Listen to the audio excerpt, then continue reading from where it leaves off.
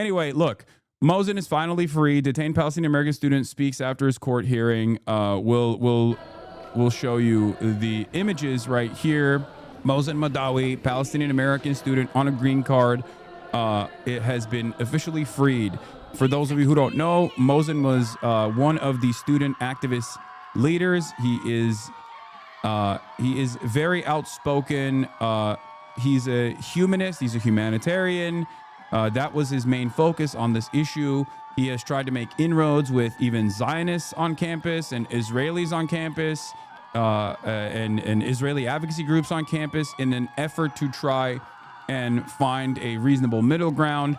He is perhaps one of the best examples of a perfect victim, like straightforwardly a perfect victim.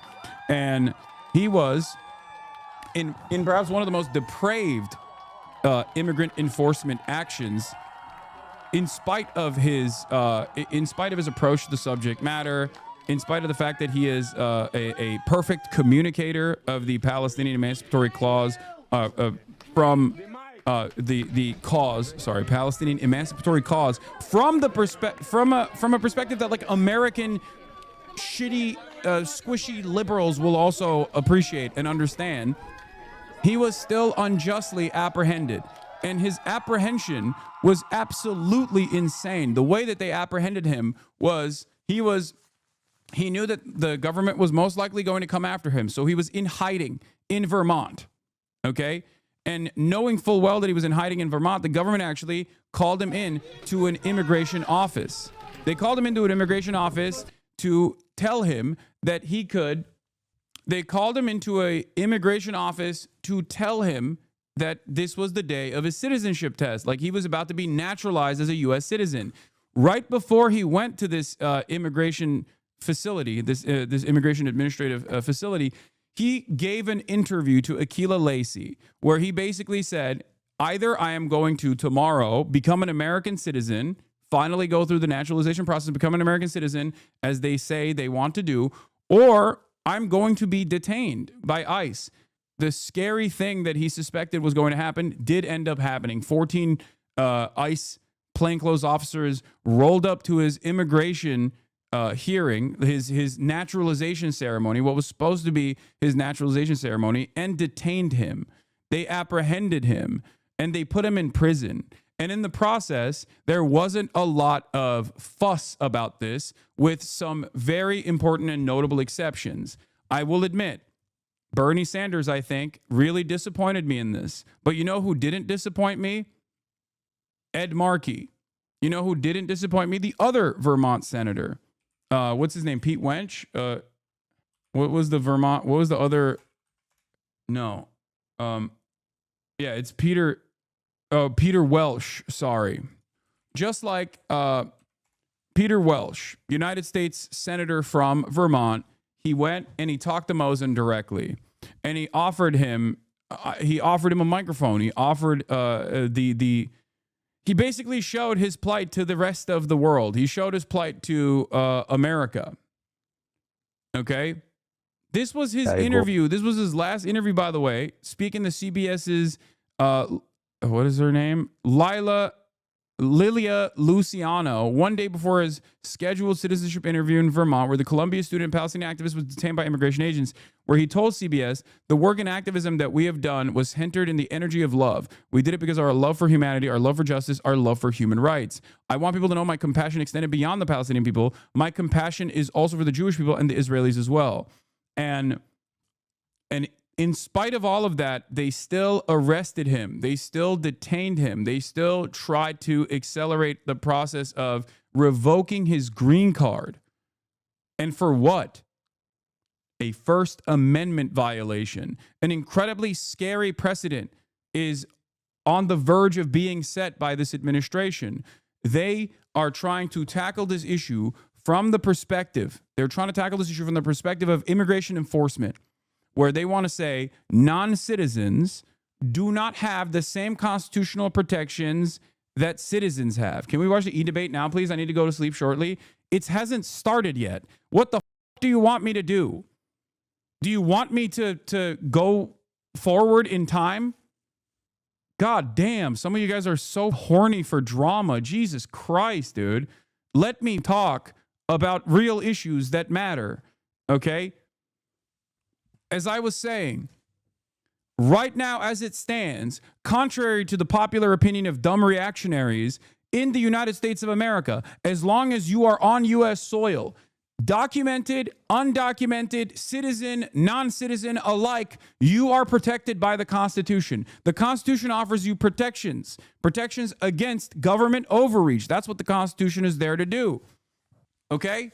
The Trump administration is trying to tackle this problem because it's a problem for them, because they don't want the First Amendment to exist. They don't want many constitutional protections to exist. Unlawful search and seizure is another constitutional protection that they don't want. And they've actually been able to get away with revoking the Fourth Amendment, 14th Amendment, and even freedom of speech in many instances, as a matter of fact. They've been able to take advantage of the previous erosions of certain constitutional amendments. And the way that they are doing this is so nefarious, but so visible. They're doing it in broad daylight. They are using immigration enforcement to decouple non-citizens, okay? Non-citizens as being protected by the Constitution. It is unconstitutional what they're doing here, okay? They are trying to erode due process. They are trying to take away the First Amendment rights of non-citizens. And they keep claiming that the non-citizens are actually devoid of constitutional protections anyway. This is a very dangerous precedent, especially when paired up with an erosion of the erosion of due process. Because once you take away due process, you can never show that you are a citizen. And the Trump administration has deported citizens already, citizen children, as a matter of fact, alongside their non-citizen parents. Understand that this is a major, major victory for civil liberties in this country, but it's not done yet. Yeah. And I'm glad that the judge openly admitted that even if he was a firebrand, even if he said stuff that I haven't even said, he has every right to remain on U.S. soil. You can 100%, if we're talking about constitutional protections, you can literally say whatever the you want as a green card recipient and not get in trouble for it on that alone. You can't incite a riot, right? You can't do that. You can't do that. That is illegal. That's a separate offense. But you cannot be deported, which is a very high criminal penalty for simply saying things, for simply doing hate speech even. I'm not even talking about what Mohsen said, okay? I'm talking about like Nazi demonstrations of neo-Nazi shit. The Constitution protects citizens and non-citizens alike from demonstrating or from being prosecuted for demonstrating. That's the whole point. And these guys aren't doing that anyway. But I need you to understand that there's a reason why the First Amendment exists. And this is precisely that reason. It is so that a fascist administrative state can't just unjustifiably revoke your legal status on U.S. soil for the crime of saying Israel, which Mohsen didn't even say, by the way. But I'm glad that this judge also put his foot down and even said, even if he's a peaceful figure, but he has rights, even if he were a firebrand, as I said as well. Remember, I said these exact same words. Jeffrey Crawford, the judge in Wednesday's ruling, wrote that those who know Mahdawi describe him as a peaceful figure who seeks consensus in a highly charged political environment. But Crawford added, even if he were a firebrand, his conduct is protected by the First Amendment. The court is aware that he has offended his political opponents and apparently given rise to concerns at the State Department that he's an obstacle to American foreign policy. Such conduct is insufficient to support a finding that he is in any way a danger, as we use that term in the context of detention and release. Legal residents not charged with crimes or misconduct are being arrested and threatened with deportation for stating their views on the political issues of the day, Crawford said, citing the Red Scare and McCarthy-era targeting of people for their political views. The wheel of history has come around again, but as before, these times of excess will pass. But as before, these times of excess will pass. What an incredible statement from this judge. And it's kind of is shocking because, like, in this day and age, the situation in America has gotten so off balance, so unimaginably broken, that when a judge says, no, the law is the law, he is not an activist judge at all. He is just abiding by the constitutional standards that were set. These are some of the best aspects of the American Constitution. Like, I often say, the Constitution, I wipe my ass with it because the interpretation of the Constitution is so damaged at this point by activist judges put into positions of power by the Federalist Society over a 40-year-long project where they basically revoked super precedents that they said they would never touch, like Roe v. Wade, right? Having said that, there are certain protections that, like, liberalism has afforded to all people that were better than previous administrative previous forms of governance. We are not living in the time of monarchs or feudal peasants at this point. And it's crazy to me that fascism in many ways tries to go back to that, tries to claw back the restrictions that have been set by not only the social contract, but directly by putting pen to paper in the form of the constitutional amendments. It's ridiculous. It is ridiculous. Due process and First Amendment protections are fundamental. Those are the only good things about America. The fact that those have been eroded in the past for political purpose, like the McCarthyist Red Scare trials, is already a dark period of American history. It is completely unacceptable. It is completely unacceptable. And I'm so glad that there are, like, still people in positions of power. Their power is waning, for the record, because Trump also sees this as a hurdle to implement his fascist agenda. Okay? And wants to arrest these people. Like, that's what's so crazy. They want to arrest these judges too. They want to revoke the separation of powers. They want the judicial body to no longer have no longer function as a separate entity. Like, think about that. There's no checks and balances at that point. That's the whole purpose for how this society was designed. I thought people loved this shit. I thought this was what was all about, what it was all about, you know? This is what America is supposed to be about. These are the good things of America and American society. Oh. Judge noted that he received 90 submissions from community members, experts, professors who attested to Mohsen's character, many of them being Jews. Yeah, I also do need you to understand, okay? People will say, like, Jewish exceptionalism, blah, blah, blah, blah, blah. Like, we live in the United States of America, okay? There is a reason why you have to manage the way you talk about these issues. We live in the Western world. Americans are very one note. They don't have the same based opinion of constantly offering critical support to any sort of militancy that is against America. You need this kind of defense. It sucks, but it's the truth. And this is good because this sets a precedent of defense against the administration taking even more erroneous and belligerent actions against people who are in violation of the laws that they have set forth on their own, as to claim that you can't say anything mean about Israel. In granting the release of Mahdawi, the judge noted that the court had received more than 90 submissions from community members, academic experts, and professors who know Mahdawi, many of them Jewish, attesting to his character and consistently describing him as peaceful. Can we stop pretending that precedent matters, like, at all right now?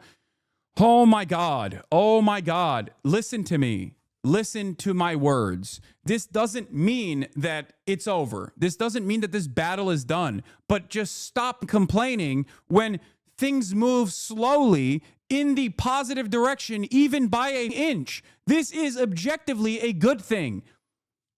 A lot of you are too young, I think, to understand how much time and how much steady flow of information must be hammered into the minds of the Americans for them to basically comprehend what's going on.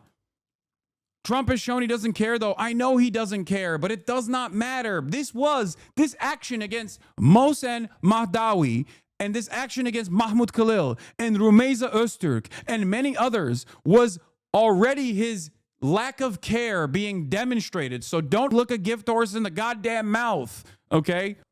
What's the alternative? That he just gets packed out? He gets shipped out of the country? What's the alternative? He goes to the West Bank, gets shot by Israel or detained permanently, and in the process, America sets a new precedent that non-citizens don't have any rights, and that simultaneously non-citizens don't have any constitutional protections, even if they're green card recipients, even if they're legal permanent residents. They have a green card. They're basically about to become American citizens, right? And now it's over. It doesn't matter. It doesn't matter at all. You can't say anything about Israel. You can get ethered. You can just get lasered out of existence. They'll just ship your ass to CCOT. It does not matter that the Trump administration doesn't care about due process or doesn't care about the rule of law. You still have to use things that exist, defenses that exist to your advantage. Do you not understand this argument? I just brought up the fact that, you know, there are constitutional interpretive hurdles in front of making progress in this goddamn country. Like when it comes to gun control, for example, right? The Second Amendment and its false interpretation is a major hurdle in achieving any sort of reasonable gun safety measures. Okay. We can't do it. We just simply can't do it. And it's because of this false interpretation. But that doesn't mean that you shouldn't keep attempting. That doesn't mean that you shouldn't keep trying. That doesn't mean you throw the entire Constitution in the trash or don't use the existing institutions and what remains of their institutional defense capabilities to your advantage in this process to basically put a stopgap measure on growing fascism in this country. Use the tools that are given to you to your advantage to keep pushing. An anonymous gifter, thank you for the 50 gifted subs. Why is it not worse than it is right now? What's stopping an ICE agent for taking this protesters to El Salvador? Anyway, I'm like I said, this is a fantastic, fantastic moment.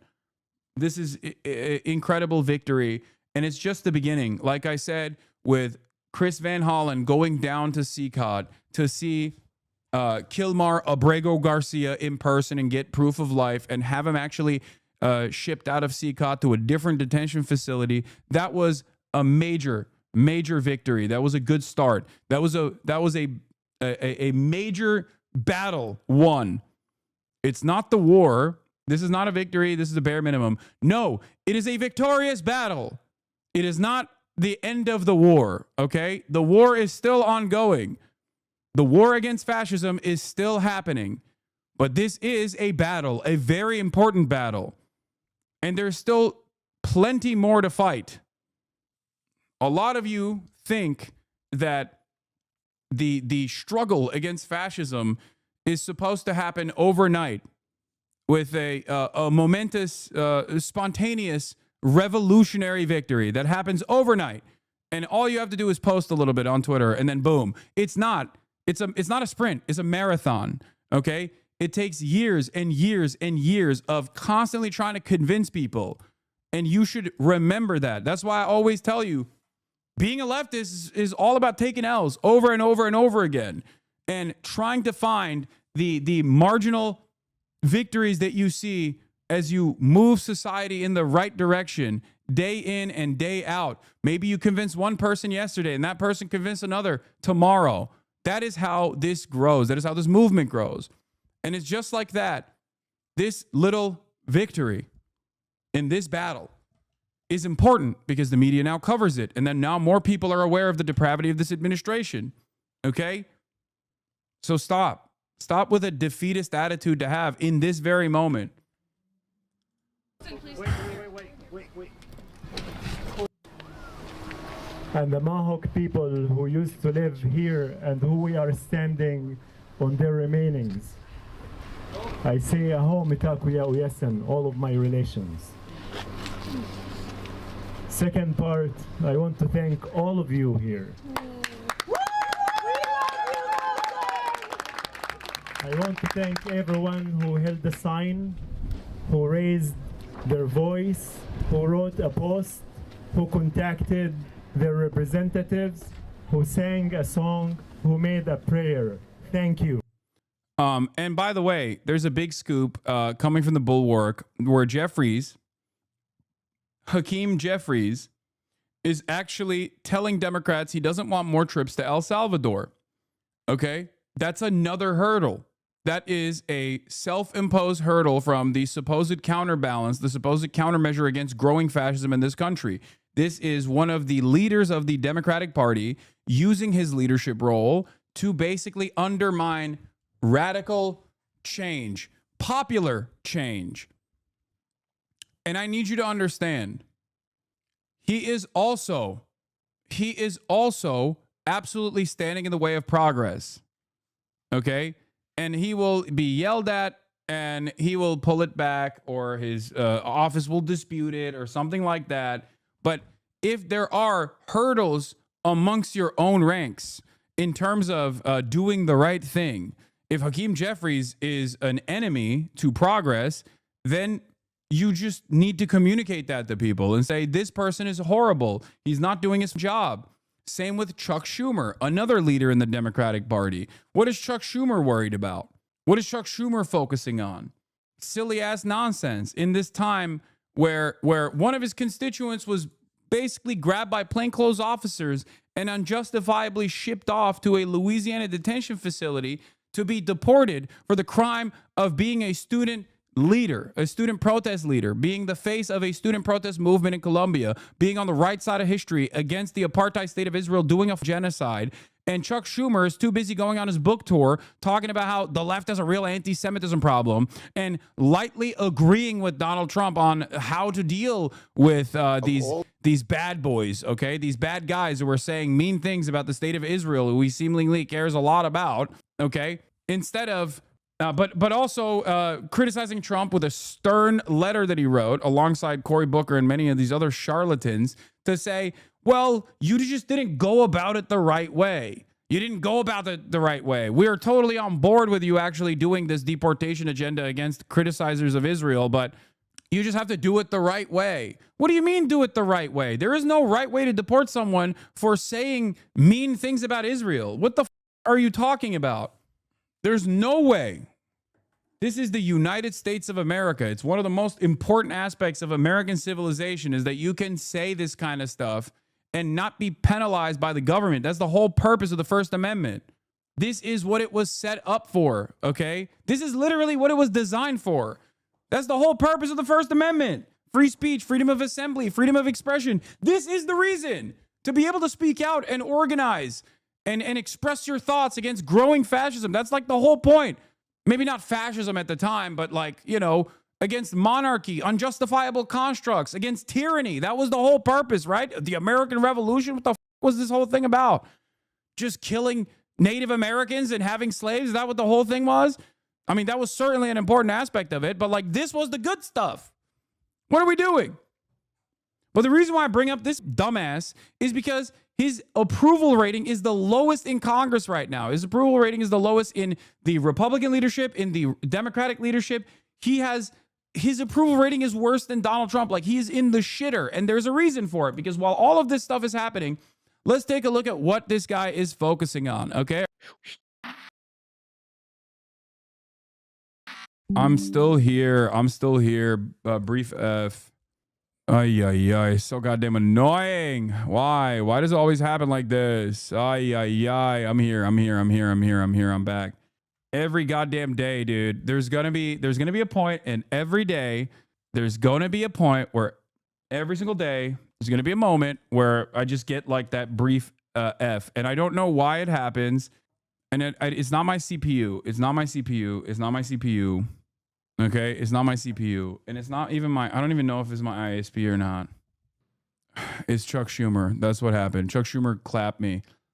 Chuck Schumer sending a warning. He's like, don't talk shit. Don't you dare talk shit, big dog. I'll come after you.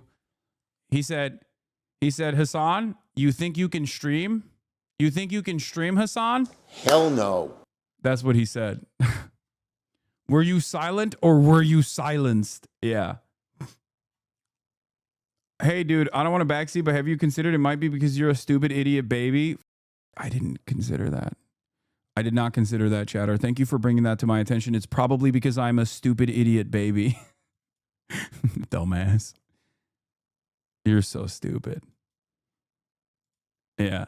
Chuck Schumer, is it because I'm a stupid idiot baby? Is that the reason why I can't stream? Is that what's going on? Hell no.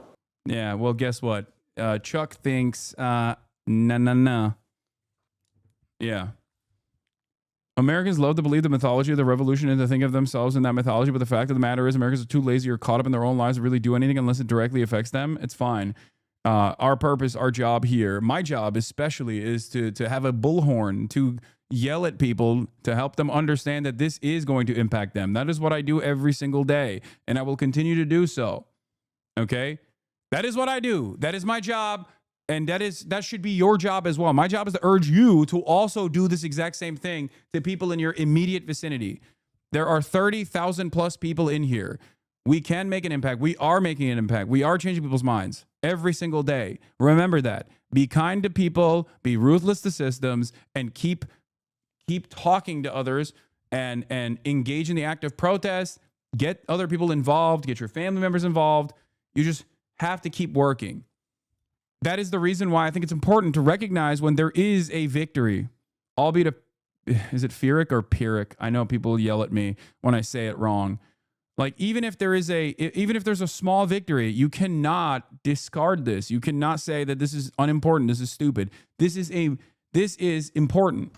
This is important. This is important because this will cause more people to pay attention to it. This will make people aware of the depravity.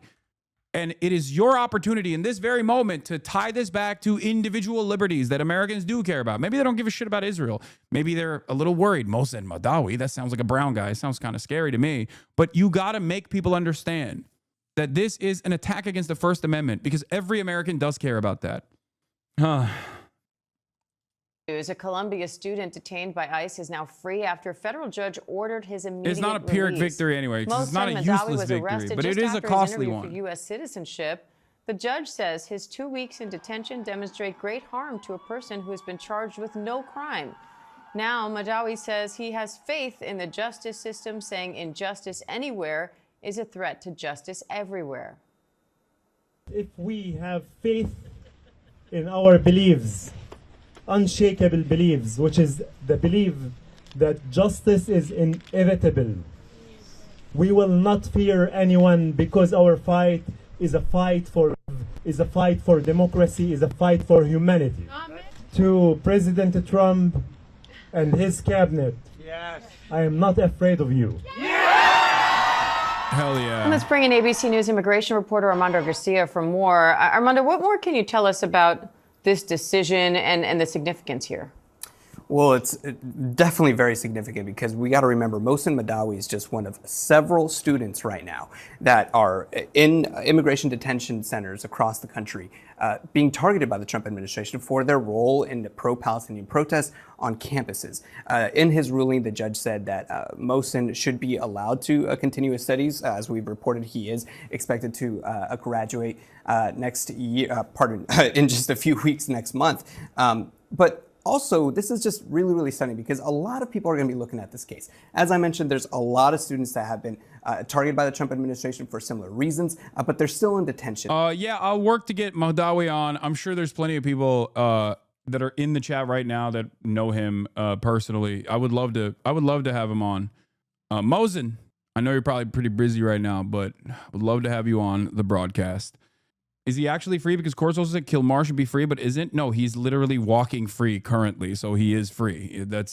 I mean, I don't know for how long. They might try to do some once again, but yeah. I know someone who might possibly know someone who probably knows him. He's free, but he's still pending the case. He's just out on bail. I know, but he's functionally free. Part of that is because he was apprehended in Vermont, and they were able to have an expeditious trial on a bail determination. Like, that was, these are the reasons as to why normally ICE will move very fast to take you out and put you in Jenna, right? Like, to put you in a Louisiana detention facility, like they did with Mahmoud Khalil, and that complicates things. But it's a deliberate design. So why are you angry at Bernie? The reason why I'm not angry at Bernie, I'm disappointed with Bernie, because Pete Welch actually went. Peter Welch is a Vermont senator, just like Bernie Sanders is. He actually went to the detention facility and talked directly to Mohsen Mahdawi, and Bernie did not do that. And I wanted him to do that. I wanted him to not just like write tweets about how terrible this is, or talk about it in his protests, talk about it as like fighting the oligarchy rallies, but like to directly take action. I wish that he would have done that. I think that this is important enough, given that this is your constituent, this is important enough to make time for. I'm sorry, before people say there is an fighting oligarchy tour, like, you are misunderstanding, because the inevitability of Mohsen's release would have shown Americans that there is a way out of this, okay? This is all about not just organizing people and getting them together and engaging in the act of catharsis and saying, oh, wow, look how bad the situation is, okay? This is about mobilizing people. Bernie Sanders has an incredible mobilization capacity. He is bringing out 30,000 people, okay? He is bringing out 30,000 people to go listen to him, to go listen to AOC. I think it was a major mistake not to take this momentum and then focus it directionally on some of these issues that he does speak about, right? And that's why, I mean, I'll be honest with you guys. I actually DM'd FREES, okay? I DM'd FREES a while back, and I was like, listen, he has not responded. He doesn't follow me back, so maybe he didn't see it. But I DM'd him, and I was like, is Bernie thinking about doing any of this? Like, is he thinking about like actually showing up to one of these events? As you guys know, because I think it's like, I say, hey man, does Bernie plan on doing something around Mohsen or Mahmoud's release? Would love to participate in that and work to get as much coverage as possible. And part of the reason why I wanted this to happen was because the more people are involved in this, the more media attention is on the story. And the more media attention is on the story, the more people understand the depravity, right? The rallies aren't at all incompatible. Hold one in front of ICE. No, I mean, my expectation is not that he rallies in front of ICE. That would be great, right? That would be awesome. But what Peter Welch did was fantastic. He went to the facility. He got access to Mohsen. He talked to him directly. You know, this is how you do it. And before people say he declined, Bernie, he's no ally, shut up, chatters. You can express your disappointment with your comrades. You can express disappointment with people that you are by and large in agreement with, okay? Calm down. I'm just explaining what I think would have been a fortuitous, even politically fortuitous moment that Bernie Sanders and AOC could have capitalized on as well, knowing full well that if they were to offer a megaphone to this cause, that one, they would associate themselves, or they would basically calcify their position as like defenders of the First Amendment, as going up against this administration's unjustifiable policies of eroding the First Amendment.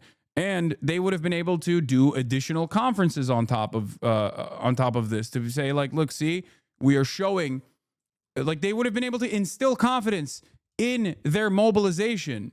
They would have been able to instill confidence in being able to make changes, no matter how tiny it may seem right now, by mobilizing people directionally like this. This is why I kept saying, like, I think politicians are doing a great job. Like, Bernie Sanders is doing a great job. AOC is doing a great job with organizing and getting people to come out to rallies. But I think they should be mobilizing them directionally against some of these causes as well, in an effort to show the people that they are bringing out to these rallies that there is a different path forward. There is a way to put people first, and there is a way to get bodies into these there's a way to get bodies into these rooms that will actually cause people to second guess before they make these fascist decisions. I also think there's another issue here. Yes, I think they should be endorsing Zoran as well. Yes, I think Bernie and AOC should be using some of this opportunity that they have, using some of this media momentum that they've developed by going out and doing these rallies to offer Zoran something he needs desperately to win this New York mayoral race, and that is name recognition.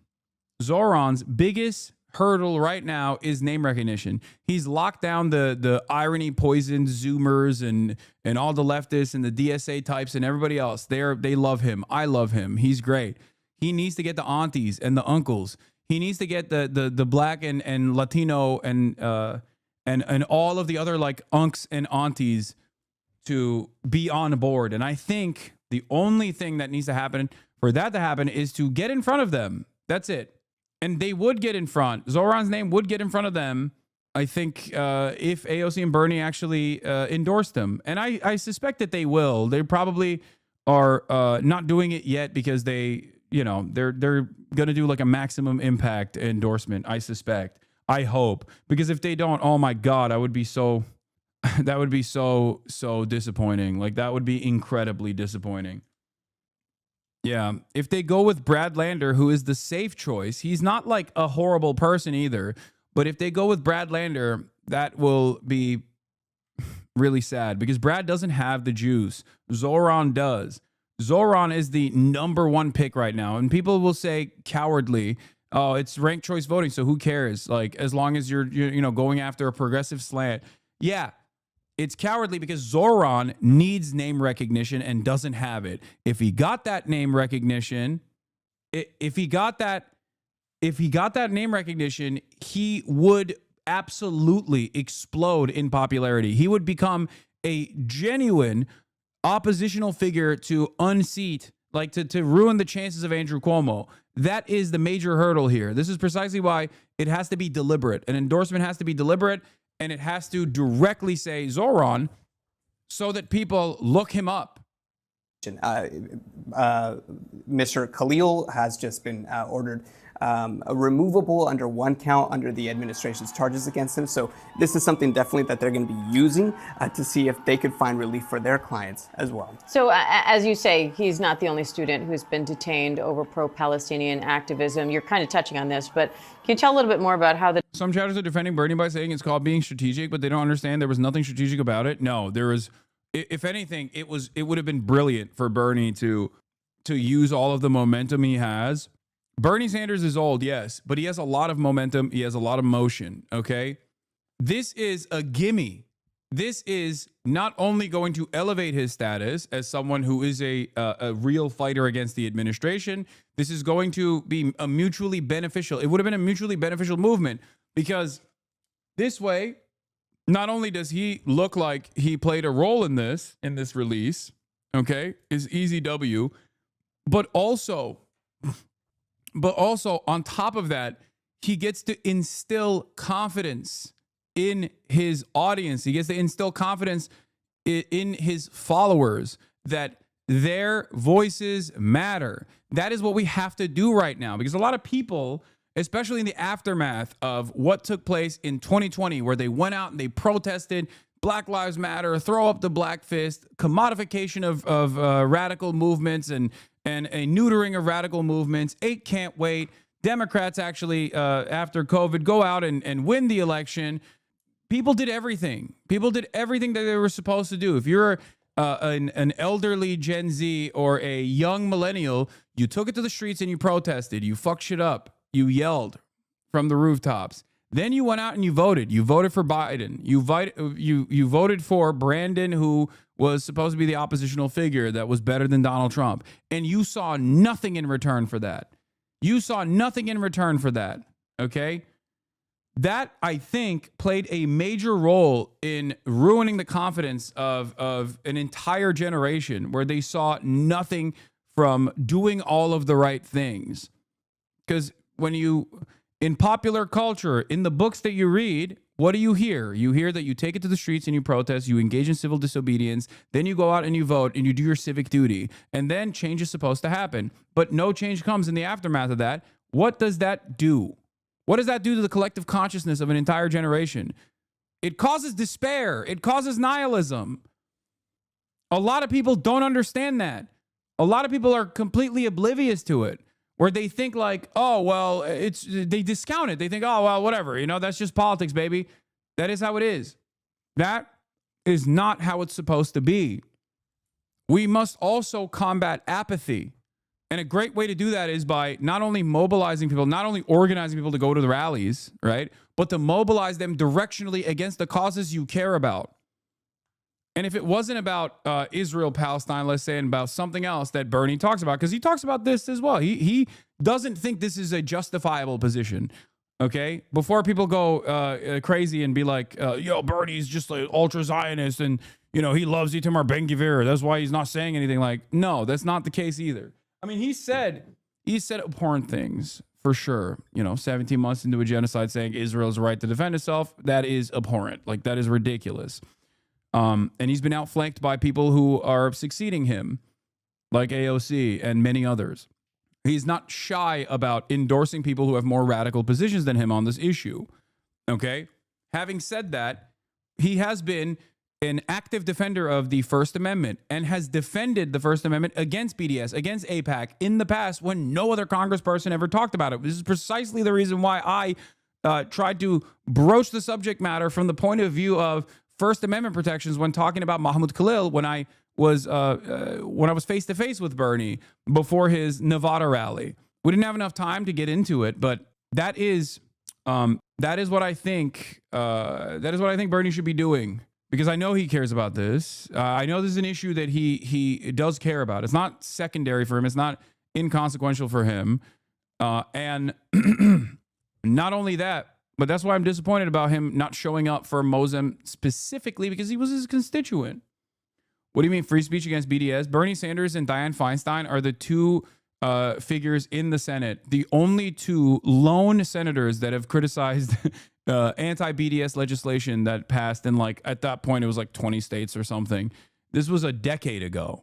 Yes, she's dead now. My point is, at the time when anti-BDS legislation was passing in states like Texas, which I'm going to be talking about in a little bit, okay, with the Governor Greg Abbott going ultra woke mode in defense of the state of Israel in the state of Texas. But those were the two people that actively criticized this shit. Where did you go last night? You ended early. I want to watch the VOD. I went to do the podcast with the girly pops. I went to whine about it.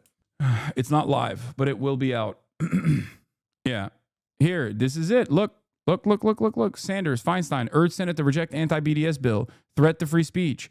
Two of the most prominent Jewish members of the Senate warned that the Israel Anti-Boycott Act will harm free speech in the United States.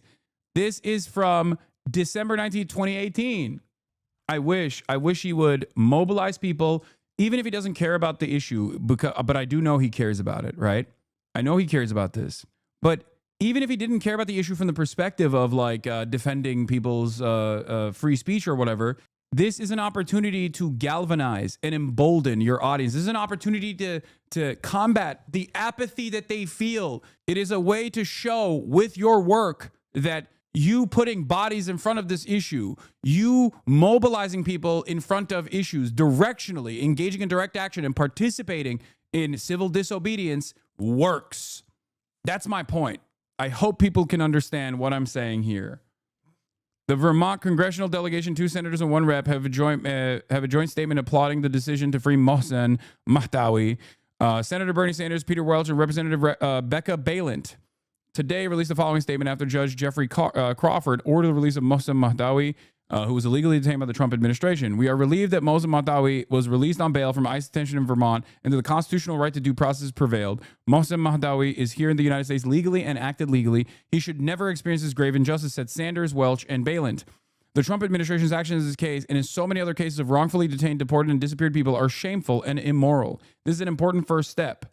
We will continue to fight against President Trump's assault on the rule of law. I understand. What's the point of having 30K people if you're not going to use them for something? Exactly. But I do. But that's the thing. What do? I want Bernie to do more of what I do, which is to like go out there. You know what I mean? Ironically enough, why do I go out there? Why do I speak on protests? Why do I go out to rallies? Because I want you to do the same. You know? I want not only for people to gather in rallies and engage in the act of catharsis, which is important to do, okay? It's important for people to recognize how horrible things actually are. That's the first step. Awareness is the first step. But after awareness, you have to move on to organizing. And after you organize, you have to mobilize. Anyway, here's another fantastic thing that took place, of course, in the aftermath of the release of Mohsen Mahdawi. Shai Davide is crying. I don't want to talk about Mohsen Mahdawi being released from prison. Soon we will all pay for Mohsen's freedom. Yeah. I was a leftist for a long time, but it's extremely helpful to gather and discuss because I run out of steam trying to wake up normies. Yeah. Shy David Day. He's crying. Shy David. Shy David. Yeah. Shy David, baby. Bitch made, by the way. What a ginormous bitch Shy Davide is, crying that the Trump administration did not force through an unjustifiable apprehension and revocation of legal permanent residency status from a person who didn't even do anything wrong to Shy, by the way. He actually, Mohsen, is one of these guys that's like impossible to persecute, okay? He is too peaceful for his own good, I would say. From what I understand, Mohsen actually met Shy and had what he thought was a productive conversation, but that lunatic turned around and demanded his detention, his permanent detention. God damn. Is no one going to think about my feelings? Like, why? Why is it always your feelings that matter in this process? Why can't we erode? Why can't we erode constitutional protections? My feelings were hurt when you said Israel is bad. Nazi freak, dude. Nazi freak with the mind of a petulant child. This is the problem. I can't believe that these guys get to dominate discourse, dude. Holy fuck. How selfish. Like, if you had a sense of shame, you would recognize your own moral depravity, okay? You would recognize your own moral depravity and you would shut the fuck up, at least. Because there's plenty of people out there who were popping off, if you recall, in the early month of October in 2023. They are silent now. Why? Because at least they understand the capacity to feel shame, where they're like, you know what? Maybe I shouldn't be chirping right now. Maybe I shouldn't be putting myself in the forefront of this conversation in this incredibly selfish capacity. Anyway, speaking of petulant children, let's go and watch a lecture that is currently taking place on the H3 podcast. My former podcast co-host is talking to Sam Cedar. I believe it's supposed to happen soon. You cry and complain about propaganda and the rights of leftist free speech under attack, yet you literally are a leftist propagandist and time out or ban anyone who has a difference in opinion. You weren't complaining when right-wingers were getting censored and canceled during previous years. Hypocrite law, keep losing, you loser. The right owns the world, and you have no power. Cupcake, hysterical DEIs. Point to me a singular right-wing person that has been jailed specifically for their speech. Give me an instance where the Brandonian administration actually took out a right-wing organizer specifically for speech, for exercising their First Amendment rights, because that would be unconscionable and repugnant and immoral. Go ahead. They're going to say January 6th. Come on, dude. Dude, if brown dudes wearing keffiyehs stormed the Capitol, they would be melted with machine gun fire. What are we talking about, January 6th? Go ahead. Tell me about, do you know what the First Amendment is supposed to protect you from? It's not to protect you or shelter you from criticism for exercising your free speech. It is supposed to protect you from the government enforcing your speech, the government controlling your speech. It's a protection for you against the government. Anyway, Sam is on. Let's take a look.